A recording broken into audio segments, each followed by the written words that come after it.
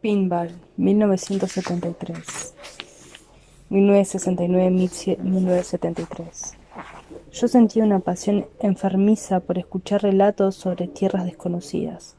Hubo un tiempo, hará 10 años ya, en que iba pidiéndole a la gente que me hablase de su pueblo natal o de la tierra donde se había criado.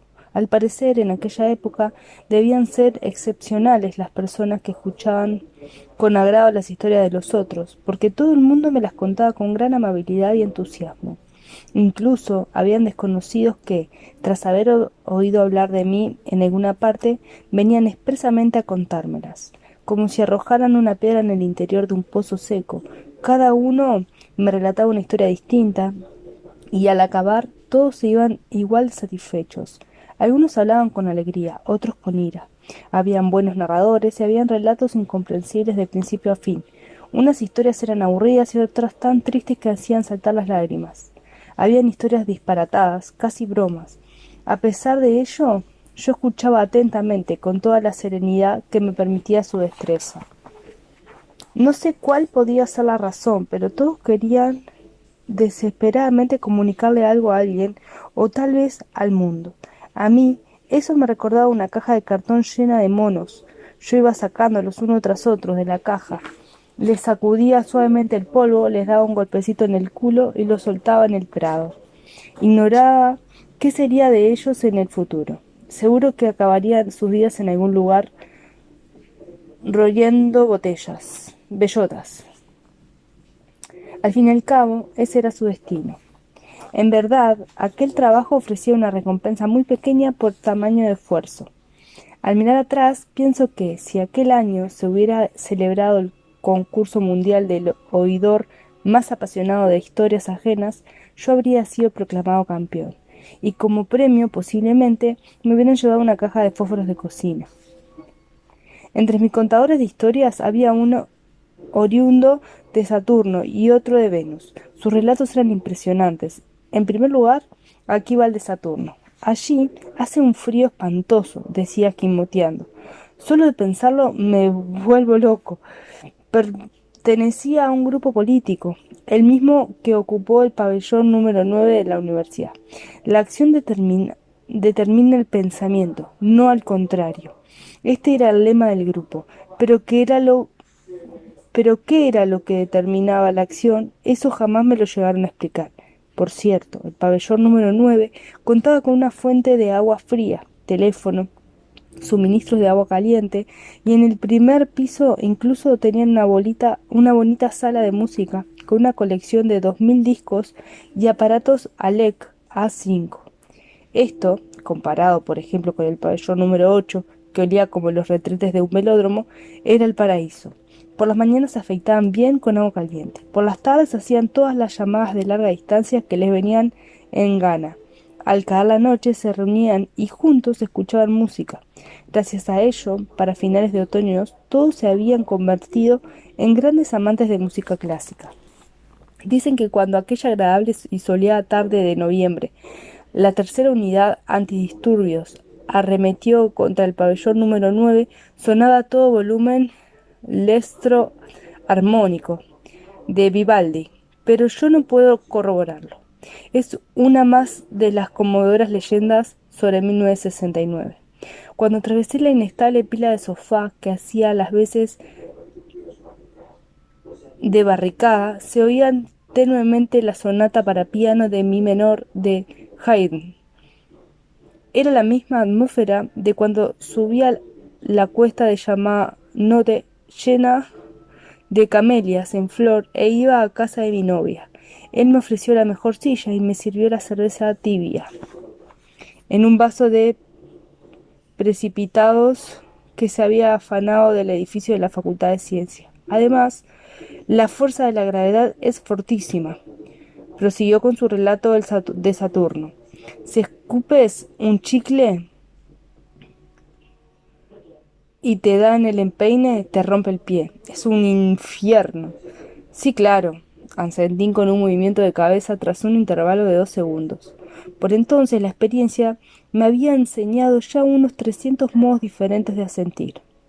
El sol pequeñísimo, tan pequeño, fíjate, como una mandarina en el home plate de un campo de béisbol y vista desde los jardines. Por eso siempre está oscuro, suspiró. ¿Y por qué no se marcha todo el mundo? Me aventuré a preguntar. Habrá otros planetas donde la vida sea más fácil, ¿no? Pues no lo sé, quizás porque han nacido allí. Es así. Yo cuando salga de la universidad volveré a Saturno y construiré una gran país, la revolución. En todo caso, a mí me gusta escuchar historias de ciudades lejanas. Las voy almacenando de forma incansable, como un oso antes de la invernación. Al cerrar los ojos, veo cómo emergen sus calles, cómo surgen las hileras de casas, oigo la voz de la gente, incluso puedo percibir los vaivenes, suaves pero certeros, de las vidas de los seres humanos que están lejos y con los que posiblemente jamás me relacionaré. También Naoko me contó algunas historias, recuerdo todas y cada una de sus palabras. No sé cómo tendría que llamarlo. Tras decir aquello, con aire de apuro, Naoko me sonrió. Estaba sentada en el soleado vestíbulo de la universidad, con un codo apoyado sobre la mesa y la mejilla apoyada sobre la palma de la mano. Esperé pacientemente a que prosiguiera. Siempre hablaba despacio, buscando las palabras precisas. Nos habíamos sentado uno enfrente del otro, con una mesa roja de plástico entre los dos, sobre la que había un vaso de papel atiborrado de colillas. La luz del sol que penetraba por las altas ventanas, como si fuera un cuadro de Rubens, trazaba en el centro de la mesa una nítida línea de demarcación entre la luz y la sombra. Mi mano derecha, que descansaba sobre la mesa, estaba dentro de la claridad, la izquierda en las sombras. Era la primavera de 1969 y nosotros teníamos 20 años. El vestíbulo estaba lleno a rebosar de estudiantes novatos con zapatos de piel nuevo, con la guía de asignaturas nueva bajo el brazo y con unos sesos nuevos recién embutidos en la cabeza. Apenas podían darse un paso y a nuestro lado unos y otros iban topando sin cesar entre exclamaciones de queja y de disculpa. El caso es que apenas se puede llamar pueblo, prosiguió ella. Solo hay unas vías de tren y una estación. Una estación tan miserable que, los días de lluvia, los conductores casi ni la ven. Asentí. Durante unos 30 segundos permanecimos en silencio, contemplando sin más cómo las volutas de humo de tabaco danzaban dentro de los rayos de sol. Siempre hay un perro vagabundo en la punta, de una punta a otra del andén. Es ese tipo de estación, ¿comprendes? Asentí. A la salida de la estación hay una pequeña rotonda y una parada de autobús. Y algunas tiendas, unas tiendas somnolientas. ¿Sabes? Si sigues recto te encuentras con un parque. En el parque hay un tobogán y 3 columpios. ¿Y arenero? Arenero. Tras reflexionar detenidamente asintió con un movimiento de cabeza. Sí, lo hay. Enmudecimos otra vez. Apagué con cuidado la colilla del cigarrillo que se había consumido por completo en el vaso de plástico. Es un pueblo aburridísimo. No puedo imaginar con qué propósito se creó un pueblo tan aburrido. Dios se manifiesta bajo formas muy distintas, dije yo. Naoko sonrió para sí misma, moviendo la cabeza. Era la típica manera de sonreír de los estudiantes universitarias femeninas que exhiben sus sobresalientes tras otros en la lista de calificaciones, pero aquella, extrañamente, permaneció por mucho tiempo dentro de mi corazón. Y del mismo modo en el que Alicia en el País de la Maravilla ocurre con el gato de Cheshire, una vez que Naoko hubo desaparecido, solo quedó su sonrisa. Por cierto, yo quería ver, fuera como fuese, aquel perro que cruzaba el andén. 4 años después, en mayo de 1973, visité yo solo la estación para ver el perro. Con este propósito me afeité, me puse la corbata por primera vez en medio año y estrené unos zapatos de cordobán nuevos. En cuanto me bajé del solitario y oxidado tren de cercanías de 2 vagones que parecía que iba a desintegrarse de un momento a otro, un añorado olor a hierba inundó mi nariz. El olor de las excursiones del pasado. El viento de mayo soplaba desde los confines del tiempo. Se alzaba la cabeza y agudizaba el oído, incluso podía percibir el canto de las alondras. Con un largo bostezo me senté en el banco de la estación y aburrido me fumé un cigarrillo. La sensación de novedad que me embargaba aquella mañana al dejar mi departamento se había desvanecido por completo. Las cosas no eran, todas ellas, más que una eterna repetición de lo mismo. Así lo sentía, un déjà vu infinito, una repetición perpetua que cada vez iba empeorando más y más. Una época, años atrás, en que vivía con unos amigos. Dormíamos varios en el suelo de la misma habitación. Al amanecer, notaba como alguien me pisaba la cabeza. «¡Perdona!», exclamaba. Luego oía el ruido del retrete, siempre lo mismo. Me aflojé el nudo de la corbata y con el cigarrillo en la comisura de los labios restregué ásperamente la suela de los zapatos de piel, a los que mis pies todavía no se habían habituado, contra el suelo de cemento. Era para aliviar el dolor de pies. No era un dolor muy intenso, pero desde hacía un rato me provocaba cierta desazón, como si mi cuerpo estuviese fragmentado en varios pedazos. No se veía el perro por ninguna parte. Desazón. Este desasosiego lo experimento con frecuencia. Es una sensación parecida a la de estar haciendo simultáneamente dos puzzles con las piezas mezcladas. En estos momentos bebo whisky y me acuesto. Al despertarme por la mañana, la situación todavía es peor, siempre lo mismo. Un día, al abrir los ojos, me encontré con un par de gemelas, una de cada lado. Había tenido muchas experiencias hasta entonces, pero aquella era la primera vez, como es natural, que me despertaba flaqueado por un par de gemelas. Las dos dormían plácidamente con la punta de la nariz pegada a mis hombros. Era una soleada mañana de domingo. Poco después, las dos se despertaron casi al mismo tiempo. Se pusieron la camiseta y los pantalones que estaban tirados debajo de la cama, y sin decir ni una palabra fueron a la cocina, prepararon café, tostaron pan, sacaron mantequilla de la heladera y los dispusieron todo sobre la mesa, con mano realmente experta. Al otro lado de la ventana, en la verja metálica del campo de golf, habían posados unos pájaros que a saber lo que debían ser, pero graznaban sin pausa como ametralladoras. «¿Cómo se llaman?», les pregunté a las dos. Por culpa de la resaca parecía que la cabeza fuera a partírseme por la mitad. «No son nombres que valga la pena dar», contestó la que estaba sentada a la derecha. «En realidad, no son gran cosa como nombres», dijo la de la izquierda. «Lo comprendes, ¿verdad?». «Lo comprendo», dije. Nos sentamos frente a frente, mordisqueamos las tostadas, bebimos el café, que por cierto estaba delicioso. «¿Te molesta no saber cómo nos llamamos?», quiso saber una. Pues... Las dos reflexionaron durante unos instantes. «Si quieres un nombre a toda costa, puedes ponernos el que quieras», propuso la otra. «Llámanos como quieras». Ellas se alternaban siempre al hablar, como el estéreo de check de FM. Eso me produjo más dolor de cabeza todavía. «Por ejemplo», pregunté. «Derecha e izquierda», dijo una. «Vertical, horizontal», propuso la otra. «Arriba y abajo, cara y cruz, este y oeste». «Entrada y salida», añadí irónicamente para no quedarme atrás. Ellas se miraron la una a la otra y sonrieron satisfechas. Si hay una entrada, hay una salida. La mayoría de las cosas están concebidas de esta forma. Un buzón, una aspiradora eléctrica, un parque zoológico, una salsera. También las hay que no. Por ejemplo, las ratoneras. Una vez puse una ratonera bajo el fregadero de mi departamento. Como cebo, usé chicle de menta. Es que tras buscar por toda la casa fue lo único que encontré que pudiera llamarse comida. Estaba en el bolsillo de mi chaquetón de invierno junto con media entrada de cine.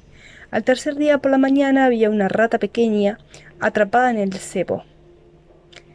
Era una rata joven del mismo color que los suéteres de cachemir que se apilan a cientos en las tiendas libres de impuestos de Inglaterra. Si hubiera sido una persona, habría tenido 15 o 16 años, una edad vulnerable. Tenía el pedazo de chicle bajo las patas. La había atrapado, pero no sabía qué hacer con ella. Al cuarto día por la mañana, la rata con las patas traseras atrapadas en el alambre estaba muerta. Aquella imagen me enseñó algo, que las cosas tienen que tener siempre una entrada y una salida, tal cual.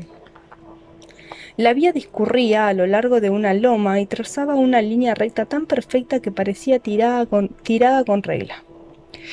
A lo lejos asomaba, muy pequeño, el verde sombrío de un bosquecillo cuya forma recordaba una bola de papel arrugado. Los dos riles desaparecían en el verde, superponiéndose uno a otro y reflejando con opacos matices la luz del sol. Podía ir tan lejos como quisiera y aquel paisaje continuaría siendo eternamente el mismo. Al pensarlo, me invadió una sensación de hastío. Incluso el metro era preferible a algo así. Al terminar de fumarme el cigarrillo, me desperecé y contemplé el cielo. Hacía tiempo que no miraba el cielo, aunque sería más exacto decir que hacía tiempo que no me paraba a contemplar algo con sosiego. En el cielo no había una sola nube. Sin embargo, toda su superficie estaba cubierta por el lánguido y opaco velo típico de la primavera. Por encima de aquel velo borroso, el azul del cielo intentaba avanzar y extender sus colores. La luz del sol se derramaba en silencio a través del aire como una cascada de fino polvo y se apilaba en la superficie de la tierra sin que eso importase a nadie. El viento tibio hacía vibrar la luz.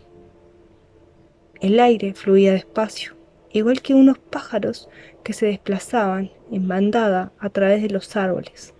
El viento se deslizaba por el suave declive verde que bordeaba las vías, cruzaba los raíles y atravesaba el bosquecillo sin hacer temblar una sola hoja. El canto de un cuchillo hendió la suave luz y su eco desapareció en las lejanas crestas. Las colinas se encadenaban unas a otras en múltiples ondulaciones y ovillaban en la solana del tiempo como enormes gatos dormidos. Los pies me dolían todavía más que antes. Voy a hablar de un pozo. Naoko llegó a aquel lugar a los 20 años, en 1961, según el calendario occidental.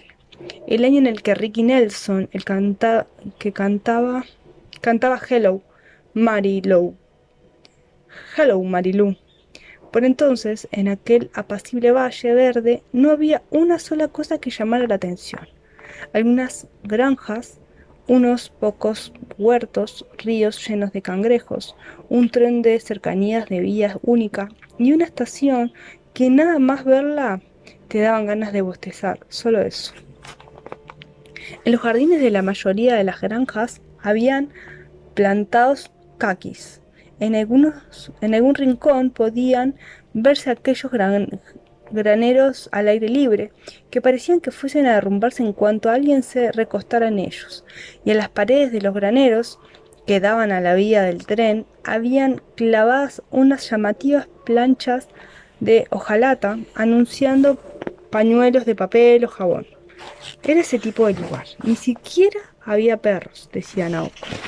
La casa donde se mudó era un edificio de 2 plantas, de estilo occidental, construido en la época de la Guerra de Corea. No era muy grande, pero gracias a los robustos pilares y a la buena calidad de la madera, escogida minuciosamente según su función, la casa ofrecía una apariencia sólida y estable. La parte exterior estaba pintada en 3 tonalidades de verde y cada uno de los matices bellamente desteñido por el sol. La lluvia y el viento se fundían en una perfecta armonía con el paisaje circundante. El jardín era extenso y contenía varias arboledas y un pequeño estanque entre los árboles. Entre los árboles había un pequeño cenador